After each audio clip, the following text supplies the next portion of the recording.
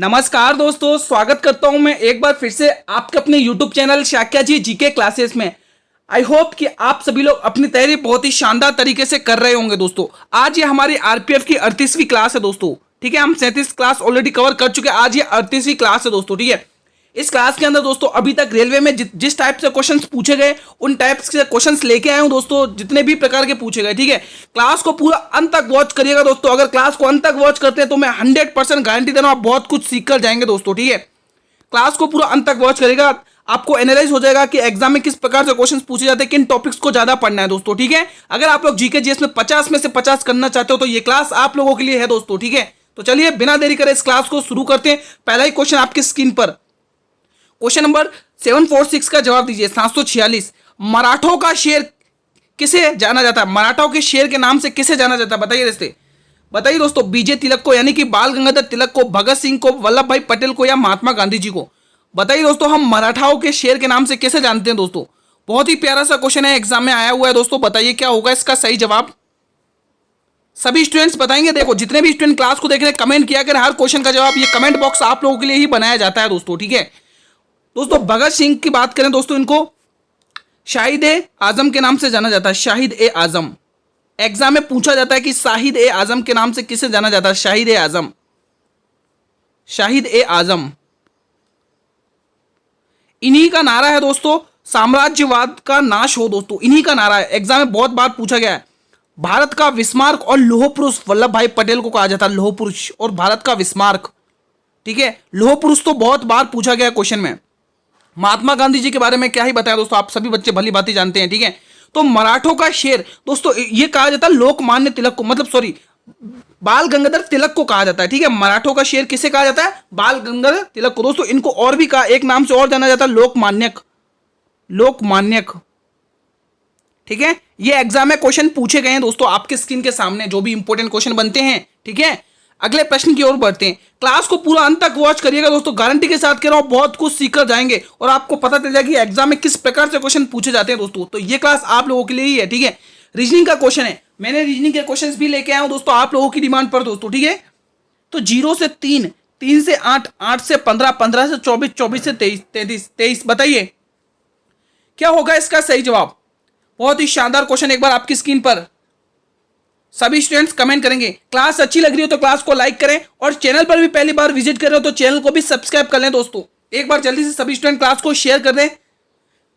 ये class daily 8 PM पर आती है दोस्तों, आप सभी को डेली 8 PM पर जुड़ना है और अपनी तैयारी को अच्छे से एनालाइज करना है। ये ना सोचे कि एग्जाम बहुत दूर है दोस्तों, अब जल्दी आपका नोटिफिकेशन भी आ जाएगा एग्जाम का दोस्तों। ठीक है, अगर देखा जाए गुरुजी यहां पर अंतर आ रहा है +3 का, यहां पर अंतर आ रहा है +3 का, +5 का, यहां पर अंतर आ रहा है +7 का, और यहां पर अंतर आ रहा है +9 का, और यहां पर अंतर आ रहा है +11 का। ये तो विषम संख्या की सीरीज चालू हो गई, अभाज्य संख्या चालू हो गई, विषम संख्या की सीरीज चालू हो गई। 3 के बाद 5, 5 के बाद 7, 7 के बाद 9, 9 के बाद 11, 11 के बाद 13 आना चाहिए। कितना आना चाहिए? 13 ही आएगा ना, तो 23 में आपको 13 प्लस करना है। करिए, 23 में 13 प्लस 3 और 3 6, 2 और 1 3, 3 36। कितना आ रहा है? 36 आ रहा है दोस्तों। कितना आ रहा है? 36 आ रहा है। यहाँ 26 की जगह 36 होगा दोस्तों। ठीक है, यहाँ पर ये थोड़ा मिस हुआ है ऑप्शन। ठीक है, यहाँ 36 होगा, तो यहाँ पर आप लोग सी ऑप्शन को लॉक करेंगे। बिल्कुल इजी क्वेश्चन था, C option will be the right answer. अगला क्वेश्चन आपकी स्क्रीन पर, क्वेश्चन 748, निम्न में से किस शहर में एक पेड़ मां के नाम नामक अभियान शुरू किया है? बहुत ही शानदार और इंपॉर्टेंट क्वेश्चन बनता है यहां से। बताइए क्या होगा इसका सही जवाब? मुंबई, दिल्ली, चेन्नई, कोलकाता। सभी स्टूडेंट्स कमेंट करेंगे वो कौन सा शहर है जिसमें एक पेड़ मां के नाम ये अभियान शुरू किया है दोस्तों। बहुत ही शानदार है, सभी स्टूडेंट्स बताएंगे दोस्तों। करंट अफेयर के क्वेश्चंस भी देखने को मिलेंगे, तो ये क्लास बहुत ही इंपॉर्टेंट रहती है दोस्तों। हमारी टीम पूरी कोशिश करिए दोस्तों आपके लिए टेलीग्राम चैनल पर आपको दोस्तों 1000 क्वेश्चंस की PDF भेजने के लिए। तो 1000 क्वेश्चन, वो भी इंपॉर्टेंट जो एग्जाम में छपने योग्य हैं। ठीक है, तो जिसने अभी तक टेलीग्राम चैनल ज्वाइन नहीं किया, लिंक वीडियो के डिस्क्रिप्शन बॉक्स में दिया हुआ है, जल्दी से ज्वाइन हो जाइए टेलीग्राम चैनल से दोस्तों। और बाकी जो भी अपडेट हुआ करेगी वो आपको टेलीग्राम चैनल पर मिल जाएगी दोस्तों। ठीक है, तो वो शहर है दोस्तों दिल्ली शहर दोस्तों। जी हाँ दोस्तों, दिल्ली का नाम से जाना जाता है, इंद्रप्रस्थ इसकी पहले नाम से जाना जाता था। तो दिल्ली दोस्तों, ऑप्शन बी को लॉक करेंगे दोस्तों। ठीक है, तो जिन भी स्टूडेंट ने ऑप्शन बी को लॉक किया वो अभी तक बिल्कुल सही टिक कर रहे हैं, सही रास्ते पे जा रहे हैं दोस्तों। ठीक है, अगला क्वेश्चन आपकी स्क्रीन पर, दोस्तों क्लास को मिस ना करें दोस्तों, इंपॉर्टेंट क्वेश्चन की क्लास है दोस्तों, ठीक है। अभी तक रेलवे में जिस प्रकार से क्वेश्चन पूछे गए हैं उसी प्रकार से क्वेश्चन में लेके आया हूं आपके एग्जाम के इंपॉर्टेंट पॉइंट ऑफ व्यू से, ठीक है। तो निम्न में से कौन सी जल में घुलनशील विटामिन है दोस्तों, बताइए। Vitamin K, vitamin C, vitamin A, vitamin D, बताइए दोस्तों क्या होगा इसका सही जवाब। Vitamin D, vitamin A, vitamin C या विटामिन के। विटामिन डी का नाम क्या रासायनिक, कैल्सीफेरॉल। किस नाम से जानते हैं हम इसे, कैल्सीफेरॉल। कैल्सीफेरॉल, इसको हम किस नाम से जानते हैं, कैल्सीफेरॉल। इसका केमिकल नेम है, रासायनिक नाम है, ठीक है। और इससे जो बीमारी होती है वो रिकेट्स होती है दोस्तों। कौन सी होती है, रिकेट्स। रिकेट्स, इससे बीमारी होती है, रिकेट्स, ठीक है। विटामिन ए का नाम क्या, रेटिनॉल। रेटिनॉल, क्या नाम है इसका केमिकल नाम, रेटिनॉल। क्या नाम है भाई, रेटिनॉल इसका केमिकल नेम है। और इससे जो बीमारी उत्पन्न होती है उसका नाम है दोस्तों रतौंधी। बहुत बार ये क्वेश्चंस पूछे जाते हैं, इनको इग्नोर ना करें मित्रों, बहुत इंपॉर्टेंट क्लास है ये आपके लिए, ठीक है। विटामिन सी का क्या नाम है भाई, बताइए। स्कर्वी, इससे स्कर्वी डिजीज होती है, स्कर्वी बीमारी होती है। और इसका रासायनिक नाम एस्कॉर्बिक अम्ल है दोस्तों। इसको मैं पिंक पेन से लिख देता हूं, एस्कॉर्बिक अम्ल। एस्कॉर्बिक अम्ल, एस्कॉर्बिक अम्ल, ठीक है, एस्कॉर्बिक एसिड दोस्तों। और इसका क्या, और इससे कौन सी बीमारी होती है मित्रों, तो बीमारी ध्यान रखेंगे, बीमारी बहुत पूछी जाती है, स्कर्वी, ठीक है। आपको दोस्तों ये के विटामिन ब्लड क्लोटिंग में हेल्प करता है दोस्तों, रक्त का थक्का जमने में, ठीक है। तो घुलनशील दोस्तों आपको पूछा है दोस्तों, कौन सा होगा दोस्तों, बताइए कौन सा विटामिन घुलनशील होगा। विटामिन सी दोस्तों, option C will be the right answer. Next question आपकी स्क्रीन पर, क्वेश्चन नंबर 751, यही है ना, 751, ठीक नहीं, 751 नहीं है दोस्तों, 750 क्वेश्चन। स्ट्रॉबेरी उत्सव किस राज्य में मनाया जाता है, कमेंट करिएगा। मध्य प्रदेश, मणिपुर, नागालैंड, बिहार।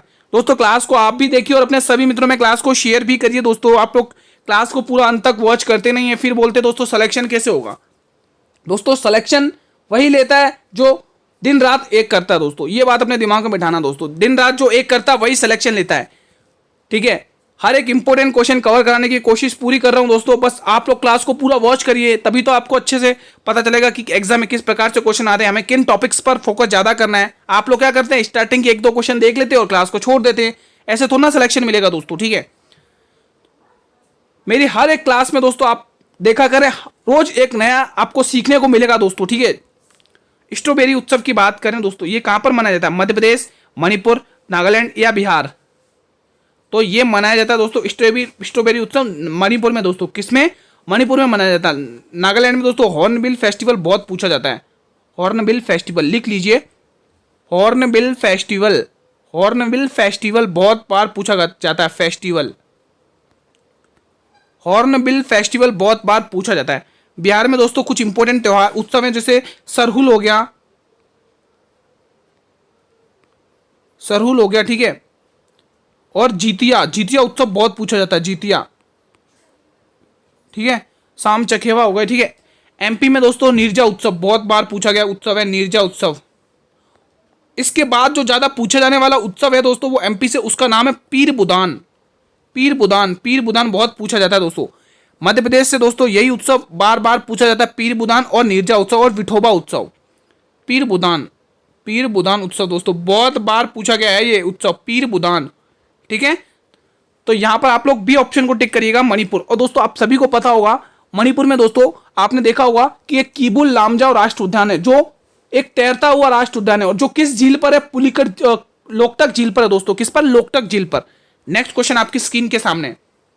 अब बताइए 751 का जवाब। शरीर के किस अंग का संबंध सूखा रोग से है दोस्तों, हड्डियां, हृदय, त्वचा और नेत्र। कमेंट करेंगे सभी स्टूडेंट्स। शरीर के किस अंग का संबंध सूखे रोग से है दोस्तों, बताइए। बहुत ही प्यारा सा क्वेश्चन लेके आया हूं आपकी स्क्रीन पर, बताइए क्या होगा इसका सही जवाब। सभी स्टूडेंट्स क्लास को अंत तक वॉच करिएगा दोस्तों, इंपोर्टेंट क्लास है, ठीक है। अभी तक हमने जितनी भी क्लास करी ना, ये आज आरपीएफ की 38वीं क्लास है, ठीक है। इन सभी की पीडीएफ मैंने टेलीग्राम चैनल पर अपलोड कर दी है, जल्दी से जाइए टेलीग्राम चैनल को ज्वाइन करिए, लिंक वीडियो के डिस्क्रिप्शन बॉक्स में दिया हुआ आप लोगों के लिए, ठीक है। डिस्क्रिप्शन बॉक्स में लिंक है आप लोगों के लिए टेलीग्राम चैनल का, जल्दी से ज्वाइन कर लीजिए। अगर सिलेक्शन लेना है दोस्तों, मेहनत करिए ताबड़तोड़ दोस्तों, ठीक है।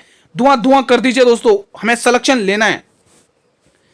वो दोस्तों आप टिक करेंगे हड्डियां दोस्तों, ये बेसिकली दोस्तों ये रिकेट्स की बीमारी होती है, रिकेट्स हड्डियां होती है ना, उससे ये रोग होता है रिकेट्स।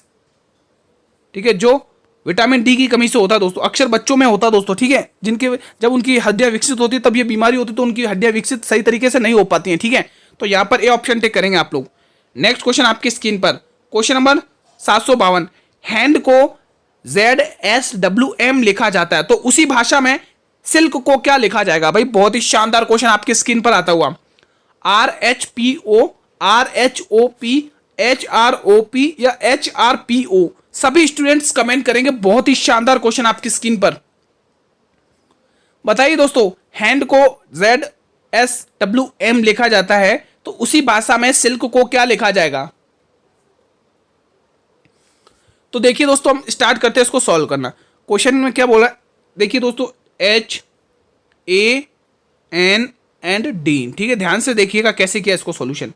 जेड, इसका कोड क्या है? ZSW और M। ध्यान से देखिए इसको कैसे सॉल्व किया। देखिए दोस्तों, H का जस्ट अपोजिट क्या होता है? H का विपरीत क्या होता है? S होता है। और A का विपरीत क्या होता है गुरुजी? A का विपरीत Z होता है। बिल्कुल अपोजिट वर्ड देकर हम दो टुकड़े में बांध देते हैं। ठीक है, N का अपोजिट M होता है और D का अपोजिट W होता है। तो उसी तरीके से आपको क्या करना है? सिल्क लिखना है, SILK। सिल्क लिखा, इसको दो पार्ट में डिवाइड करिए। ठीक है, अब आप करिए। S का जस्ट अपोजिट क्या होता है? S यानी बताइए, S का जस्ट अपोजिट क्या होगा? H होगा, हाई स्कूल है ना, तो H होगा। I का अपोजिट क्या होगा? इंडियन रेलवे, R होगा, यानी RH से आंसर स्टार्ट होगा। तो आपका C ऑप्शन गलत हो जाएगा और D ऑप्शन गलत हो जाएगा। यहां से दो ऑप्शन तो हमने टर्मिनेट कर दिए। अब इसका टिक करिए। L का जस्ट अपोजिट M होता, तो लास्ट में M आना चाहिए। सॉरी, माफी चाहता हूं, लाइट ऑफ होगा दोस्तों, O होगा दोस्तों। इसका अपोजिट क्या होगा? माफी चाहता हूं, O होगा। यानी कि लास्ट में आपके क्या आना चाहिए? O आना चाहिए। तो O तो लास्ट में, एक ही ये भी ऑप्शन गया, बचा क्या? A ऑप्शन ही सही जाएगा। बाकी और देख लिए, K का अपोजिट P होता है, KP। ठीक है, तो आपके आंसर क्या निकला? बन के तैयार क्या हुआ भाई? RHP और O। ये किस में दिख रहा है गुरुजी? ये पहले ही ऑप्शन में दिख रहा है, तो यहाँ पर पहला ही ऑप्शन आपका सही जाएगा। तो बिल्कुल इजी था। आई होप कि आपको समझ में आ गया होगा। जिसको समझ में ना आया हो, ये कमेंट बॉक्स आप लोगों के लिए, आप लोग कमेंट करिए, आपके रिप्लाई मिल जाएंगे। दोस्तों आप लोग रेस्पॉन्स किया करें, मैं हर एक स्टूडेंट का कमेंट देखता हूं दोस्तों। ठीक है, तो आप रेस्पॉन्स किया करें हर एक क्वेश्चन का जवाब। ठीक है, कमेंट बॉक्स में। क्लास कैसी लगी दोस्तों? आपके रेस्पॉन्स करने से, क्लास को लाइक करने से हमें ये पता चलता है कि हमारे स्टूडेंट्स को क्लास समझ में आ रही है या नहीं आ रही है। दोस्तों बस आप लोग रेस्पॉन्स किया करें, लाइक वाइक कर दिया करें क्लास को। संविधान सभा में उद्देश्य प्रस्ताव कौन लाया था दोस्तों? बताइए, संविधान सभा के अंदर उद्देश्य प्रस्ताव कौन लेके आया था? राजेंद्र प्रसाद, MN राव, सच्चिदानंद सिन्हा या फिर जवाहरलाल नेहरू? ये वही दोस्तों सच्चिदानंद सिन्हा दो, जो दोस्तों संविधान की पहली बैठक होती है 9 दिसंबर 1946 में, उसमें अस्थायी सदस्य के रूप में इनको नियुक्त किया गया था दोस्तों। ठीक है, ध्यान रखिएगा। संविधान सभा के अंदर दोस्तों आप बताइए, पहले तो आप सभी को पता है कि उद्देश्य प्रस्ताव आया। उद्देश्य प्रस्ताव जब दोस्तों इसको स्वीकार कर लिया गया, तब संविधान सभा के द्वारा परामर्श समिति का गठन हुआ।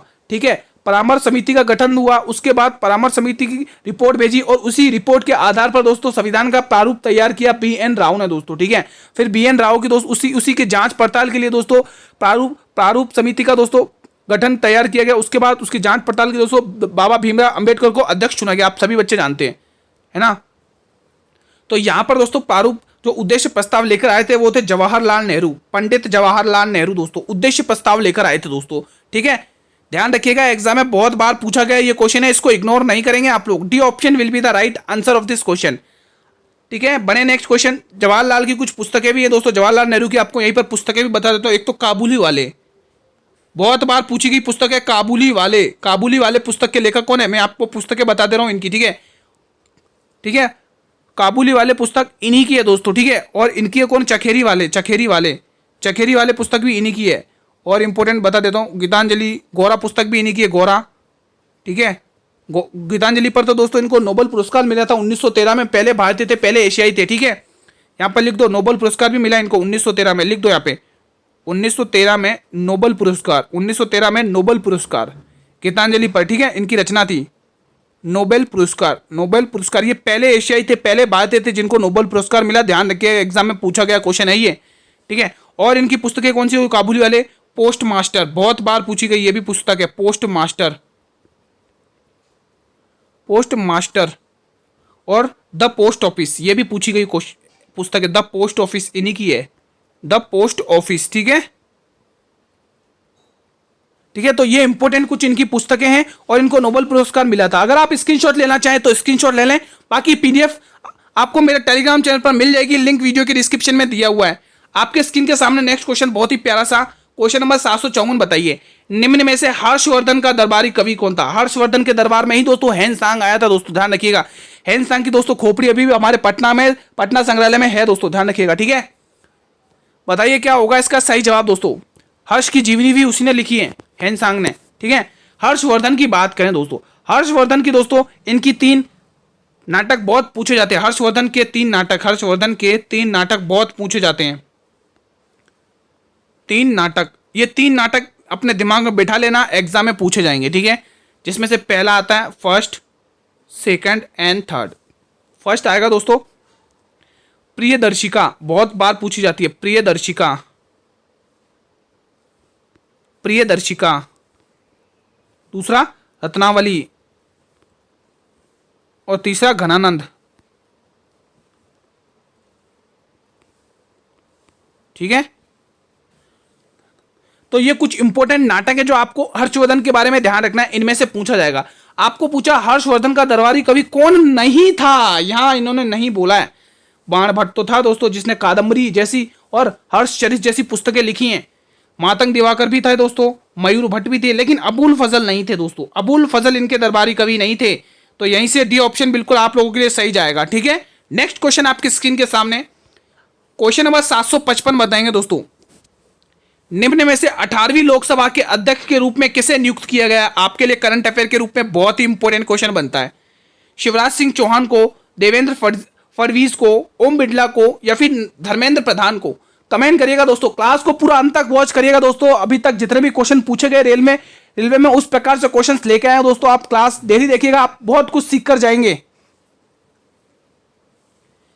बताइए क्या होगा इसका सही जवाब। तो यहां से आप लोग ओम बिड़ला टिक करेंगे दोस्तों। ओम बिड़ला, यानी कि सी ऑप्शन आप लोगों के लिए बिल्कुल सही हो जाएगा भाई, सी ऑप्शन बिल्कुल सही जाएगा। अगला क्वेश्चन आपकी स्क्रीन पर, क्वेश्चन 756 बताइए विजय हजारे ट्रॉफी का संबंध किस खेल से है? वॉलीबॉल, फुटबॉल, बैडमिंटन या क्रिकेट? बहुत ही प्यारा सा क्वेश्चन, बताइए क्या होगा इसका सही जवाब। एशियाई ट्रॉफी, एशियाई ट्रॉफी, एशियाई ट्रॉफी। ठीक है, ये एग्जाम में ट्रॉफी वगैरह दी जाती है दोस्तों, है ना। एशियाई trophy,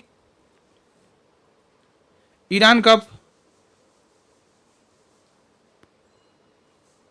Dilip trophy, Dilip trophy, champions trophy. कुछ इंपॉर्टेंट ट्रॉफीज बता रहा हूं दोस्तों। ठीक है, champion trophy, champion trophy, Ranji trophy, है ना, यहाँ पे तो स्पेस नहीं है। चैंपियन ट्रॉफी, रणजी ट्रॉफी भी लिखा हुआ है। ठीक है, यहाँ पे स्पेस नहीं है। ये सभी की सभी दी जाती है आपको क्रिकेट में दोस्तों। ये सभी की सभी किस में दी जाती है? क्रिकेट में दी जाती है। ये सारी की सारी ट्रॉफीज ध्यान रखना, एग्जाम में पूछी जाती हैं। तो यहां से आप लोग डी ऑप्शन को टिक करेंगे सभी स्टूडेंट्स, बहुत ही शानदार तरीके से। अगला क्वेश्चन आपकी स्क्रीन पर, बहुत सारे क्या सोचते कि गुरुजी तो थ्योरी करा रहे हैं दोस्तों, उनको ये नहीं पता जो थ्योरी करा रहा हूं दोस्तों, जो ये थ्योरी नहीं है, ये वही फैक्ट है जो एग्जाम में सीधे आपके छपते हैं दोस्तों पेपर में। तो जो दोस्तों मिस कर देते हैं वो क्वेश्चन छोड़ के आते हैं, जो क्लास को पूरा देखते हैं वो क्वेश्चन फोड़ के आते हैं दोस्तों, ये ध्यान रखना।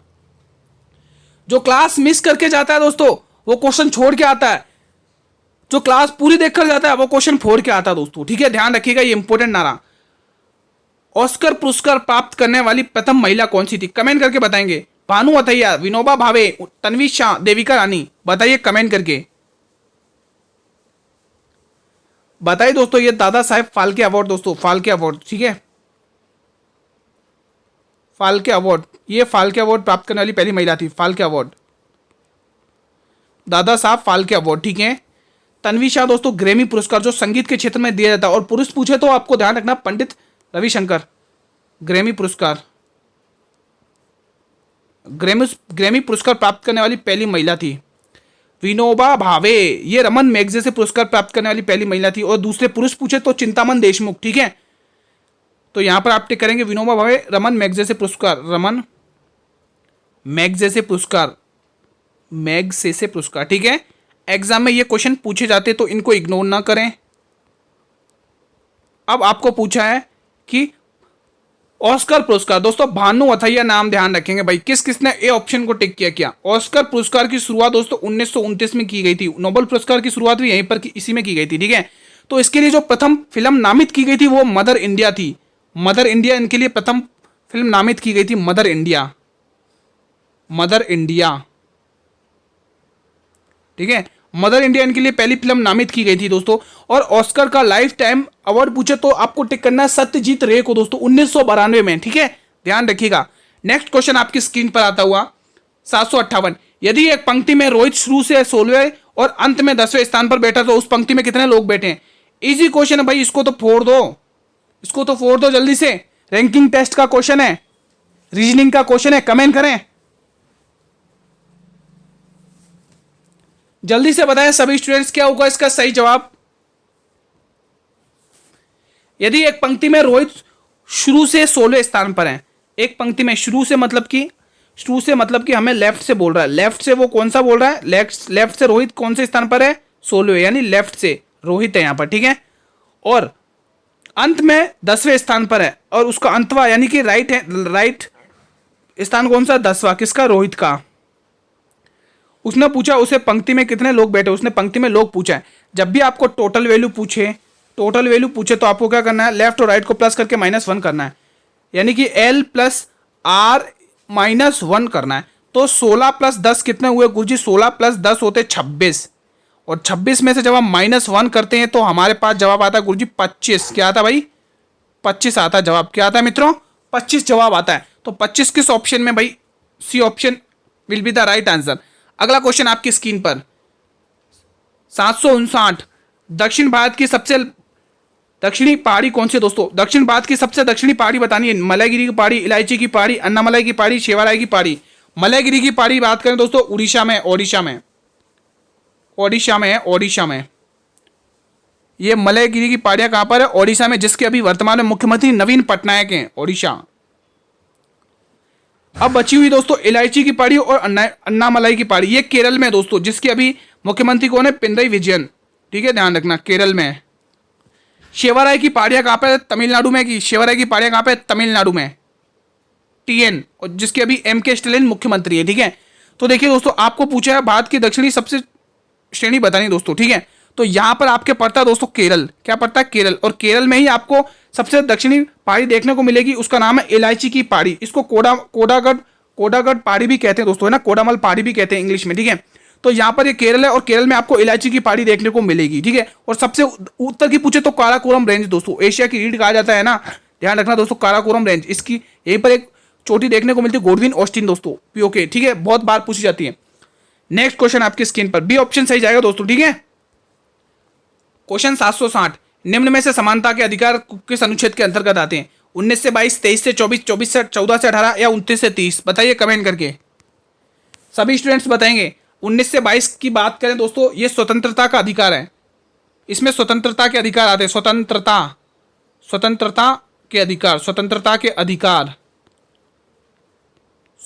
के अधिकार, बहुत इंपॉर्टेंट टॉपिक बता रहा हूं, इसको नजरअंदाज न करें, एग्जाम में पूछा जाएगा। एक क्वेश्चन दोस्तों आप सभी को, शोषण के विरुद्ध अधिकार 23 से 24 में, शोषण के विरुद्ध अधिकार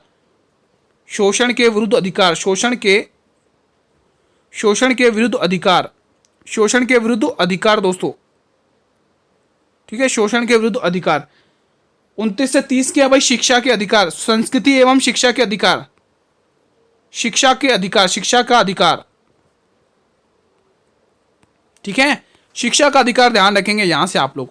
अब आपको जो पूछा उसका सही जवाब 14 से 18, 14 से 18 में क्या है, समानता के अधिकार है दोस्तों, किसके हैं, समानता के अधिकार दोस्तों, ऑप्शन सी बिल्कुल सही जाएगा। अगला क्वेश्चन आपकी स्क्रीन पर, अल्पना चित्रकला किस राज्य की प्रसिद्ध है, पश्चिम बंगाल, आंध्र प्रदेश, कर्नाटक, उत्तराखंड।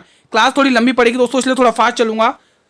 आंध्र प्रदेश की कलमकारी फेमस है, कलमकारी चित्रकला आंध्र प्रदेश की बहुत ही फेमस है। कर्नाटक की एक तो कसौती और रंगवाली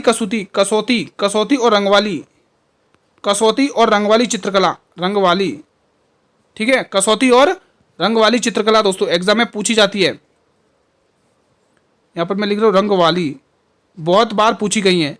उत्तराखंड की तो एक ही प्रसिद्ध चित्रकला आप सभी भली भांति जानते होंगे, एपन एपन, ठीक है। पश्चिम बंगाल की दोस्तों आप सभी को पता होगा, अल्पना इसी की फेमस है दोस्तों, पश्चिम बंगाल की, ठीक है। Option A will be the right answer. अगला क्वेश्चन आपकी स्क्रीन पर आता हुआ, भारत में बॉक्साइट में सर्वाधिक भंडार मध्य प्रदेश, कर्नाटक, ओडिशा, राजस्थान। अगर पूरे दुनिया में बॉक्साइट का सबसे पहला नंबर कौन सा आता है? ऑस्ट्रेलिया सबसे नंबर 1 पर है। ऑस्ट्रेलिया फर्स्ट, ऑस्ट्रेलिया है, ध्यान रखना। ऑस्ट्रेलिया ऑस्ट्रेलिया ऑस्ट्रेलिया, ठीक है। ऑस्ट्रेलिया नंबर 1 पर है। और भारत में दोस्तों उत्पादन और भंडार दोनों को दोनों दोस्तों कहाँ पर? ओडिशा में देखने को मिलेंगे, ओडिशा में, ठीक है, ध्यान रखिएगा। अगला क्वेश्चन आपकी स्क्रीन पर, दक्षिणी पूर्वी रेलवे का मुख्यालय कहाँ पर स्थित है? भुवनेश्वर, कोलकाता, नागपुर, बिसालपुर। सभी स्टूडेंट्स बताएंगे।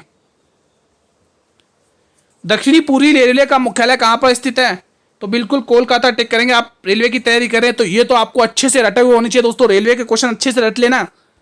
नेक्स्ट क्वेश्चन आपकी स्क्रीन पर, कौन सा दर्रा जम्मू और कश्मीर के पीर पंजाल में रेंज में स्थित है? बनियाल, नाथुला, शिपकीला, जोजिला। बताइए। जम्मू और कश्मीर में, ठीक है। बनियाल भी जम्मू और कश्मीर में, नाथुला सिक्किम में। और सिक्किम को पूरा राज्य का दर्जा किस संशोधन के तहत दिया था? ध्यान रखिएगा, 36वां संविधान संशोधन अधिनियम 1900 कौन सा? 76 वाला दोस्तों, ध्यान रखना, ठीक है। वहीं पर सिक्किम को राज्य का दर्जा मिला था। शिपकीला दर्रा हिमाचल प्रदेश का, HP हिमाचल प्रदेश का, ध्यान रखिएगा, एग्जाम में पूछे जाते हैं दोस्तों, ठीक है, हिमाचल प्रदेश का है। आपको पूछा जम्मू और कश्मीर के पीर पंजाल रेंज में स्थित है, कौन सा दर्रा स्थित है? बताइए कमेंट करके। बनियाल दर्रा, कौन सा दर्रा है भाई? बनियाल दर्रा है, बनियाल दर्रा दोस्तों, ठीक है। यहीं से दोस्तों जवाहर सुरंग बहुत बड़ी है दोस्तों, जवाहर सुरंग, ठीक है, जवाहर सुरंग। बड़े अगले क्वेश्चन की तरफ, आपके सामने अंतिम प्रश्न है, पशुपालन के किस क्षेत्र के अंतर्गत आता है? बताइए यहाँ पर किस आएगा, ठीक है। पशुपालन किस क्षेत्र के अंतर्गत आता है? कमेंट करके बताएं। प्राथमिक क्षेत्र के अंदर, द्वितीय क्षेत्र के अंदर, पशु तृतीय क्षेत्र के अंदर या चतुर्थ क्षेत्र के अंदर? दोस्तों यहाँ पर दोस्तों ज्ञान की बात करी जाती है चतुर्थ क्षेत्र के अंदर, ठीक है। ज्ञान की बातें यानी, ठीक है,